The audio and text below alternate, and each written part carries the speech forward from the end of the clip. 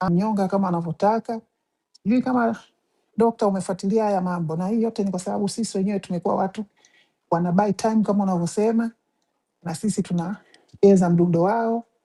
eh, Tumeacha kuwashambulia, wametugeuzia kibao, wanataka sasa kutushambulia kwa kumpa Lissu kesi, kwa kumvuruga, lakini uzuri na mwenyewe ameshtuka, anawaambia mnachanganya madawa sasa, manake mambo ya kuchanganya kesi za vurugu na uhaini. Mimi kesi yangu hapa ni ya uhaini.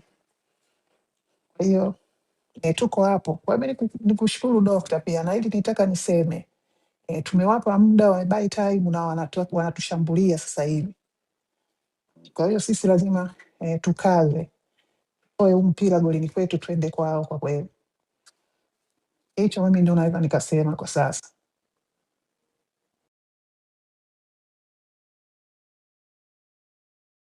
Katika hiyo tume ya mchongo ya Jaji Lila, hiyo inawatafuteni nyinyi masponsa wa maandamano, nyinyi promoters wa maandamano na kadhalika.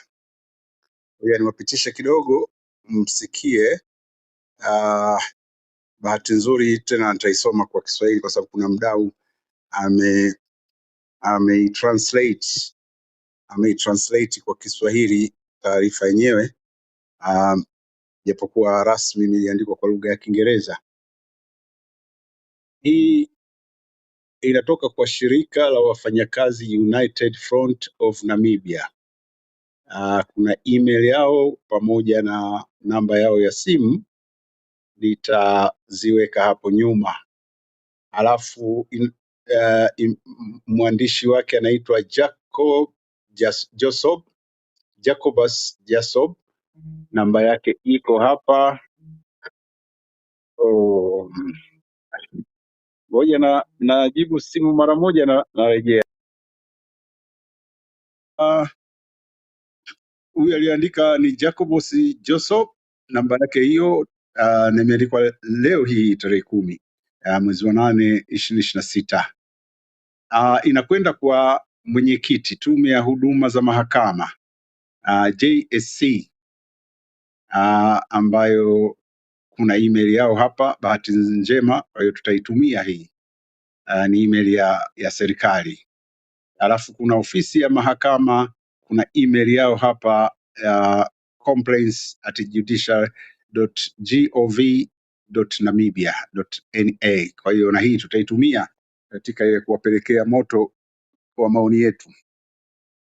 Hii ni barua ya wazi, inasema yahusu uteuzi wa naibu jaji mkuu au rais wa mahakama Jaji Petrus Damasel kuwa mwanachama wa tume ya uchunguzi ya serikali ya Tanzania. Sisi Workers United Front of Namibia tumepokea taarifa kutoka kwenye vyombo vya habari na taarifa rasmi kuhusu suala tajwa hapo juu. Tumeambatanisha nakala za nyaraka husika zifuatazo. Namba 1 au A, ripoti ya tume ya uchunguzi ya tarehe 23 Aprili 2026. B, uteuzi wa naibu jaji mkuu na pia naibu president wa mahakama Jaji Damaseb. D, hapa tutaisoma kama ilivyokuwa imeandikwa kwa Kiingereza.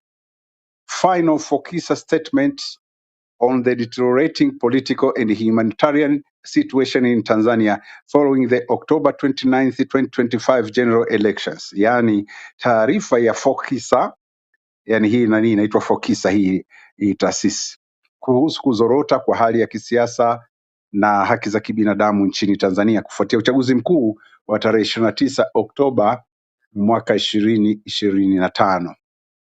Tume ya huduma za mahakama ya Namibia JSC imeidhinisha uteuzi wa jaji mkuu Shivute na bwana Jaji Petrus Damaseb kuiwakilisha Namibia kama naibu jaji mkuu na president wa mahakama kuu Supreme Court na mahakama za juu High Courts za Jamhuri ya Namibia.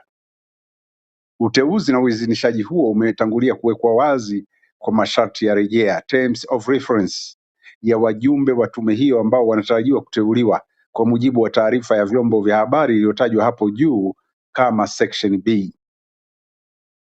Uidhinishaji huo wa JSC unasema hivi: Tume ya Huduma za Mahakama JSC iliidhinisha uteuzi huo baada ya mashauriano na Shivute, ikisema kuwa uzoefu mpana wa Jaji Damaset katika masuala ya kimahakama na kiutawala ulimfanya kuonekana kuwa mtu anayefaa kwa jukumu hilo.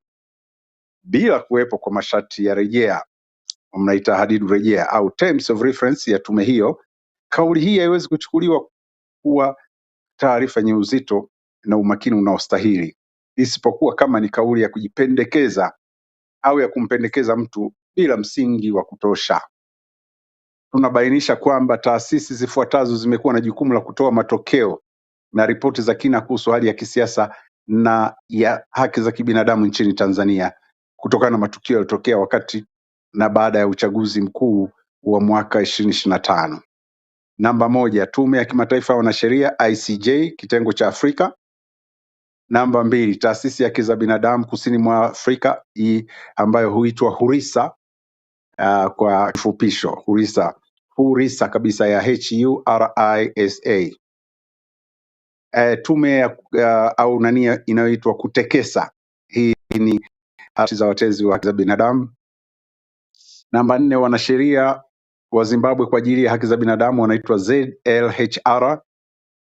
Namba tano, kuna Baraza la Makanisa la Botswana ambalo linashirikisha Baraza la Kikristo la Lesotho, Baraza la Kikristo la Msumbiji, Mozambiki wengine mnaita, Baraza la Kikristo la Tanzania, hii mnaita CCT.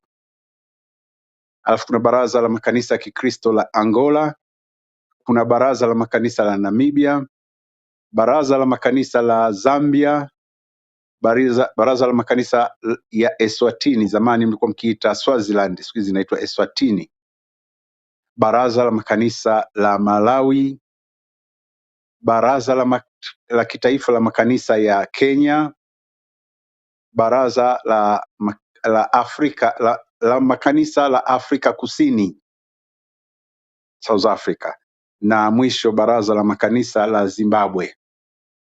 Pingamizi kubwa zaidi dhidi ya kuhusisha taifa la Namibia katika tume ya aina hii na kwa namna hii ni kwamba katiba na sheria zetu haziruhusu mahakama ya Namibia kujiteua yenyewe ili kutekeleza majukumu nje ya mamlaka yake ya kisheria. Aidha, kufanya hivyo kunaweza kuchochewa na sababu za kisiasa zenye nia fiche ambazo zinaweza kuwadhuru ndugu zetu wa Tanzania, ambalo ndilo jambo ambalo tume hii inaonekana wazi wazi imelenga kulifanikisha. Dakta, inaendelea taarifa hii kusema, tunapokea kwa kutathmini na kuunga mkono misimamo ambayo tayari imechukuliwa na Affirmative Repositioning AR. Kama mnakumbuka, hii taasisi ya AR tulisoma taarifa yake hapa majuzi, pamoja na Independent Patriots for Change. Hiki ni chama cha upinzani kinachoitwa IPC. Tulisoma taarifa zao hizi mbili hapa wiki iliyopita, zilizotoka siku ile ambapo walikuwa wanazindua hiyo tume ya mchongo ya Jaji Lila.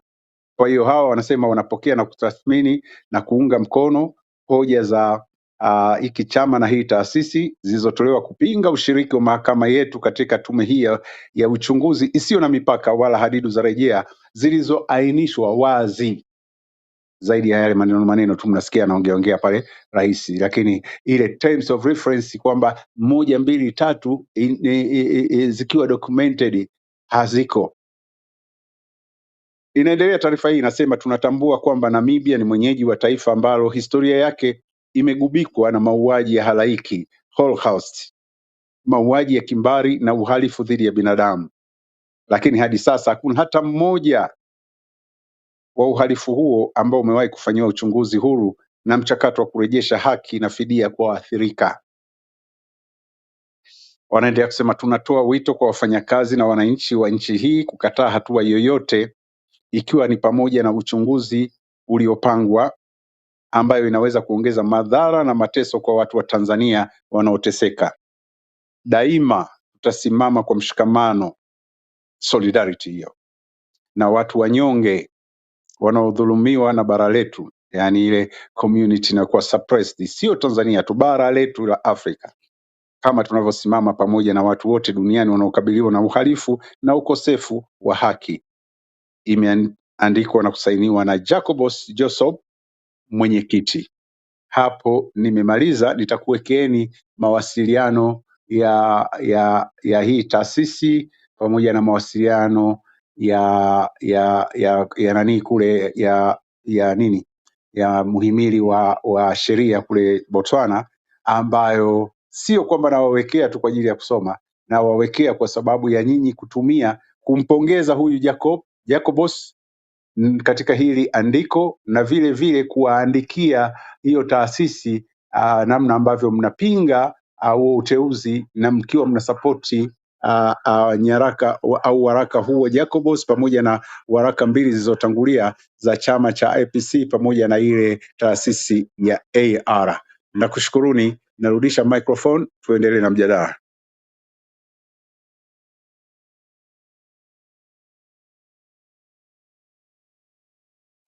Ya, tunakushukuru kaka Alpha, na tunaona wenzetu watu wanaosimama kwenye njia iliyo sahihi,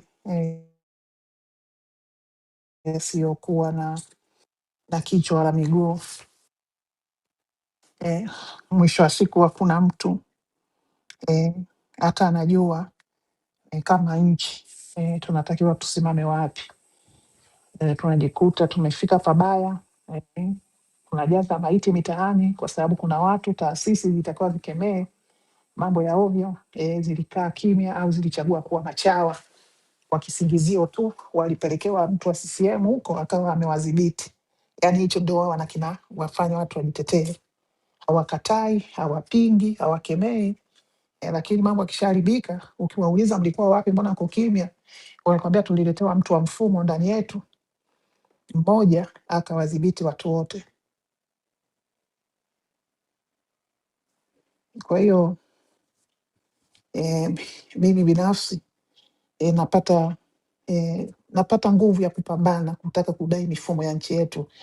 Tunapoona bado kuna watu sio Watanzania, wapo nje, sio Wazanzibari ambao tuna muungano nao, tunawapa umeme bure toka wapate uhuru, hawajai kulipia umeme, na sisi tunalipa bili zao tukilala na kiza, na bado hawana shukurani, na bado wanatufila, lakini kuna watu wako mbali, wanatujali na wanatupigania, wanaona tunachotendewa sio sawa. Mimi nikushukuru hapa kwa hizo update ulizotuletea, lakini pia nimeona video huko kwa Lissu anaondoka mahakamani mapema sana, na tujui hiyo kesi imeendeleaje.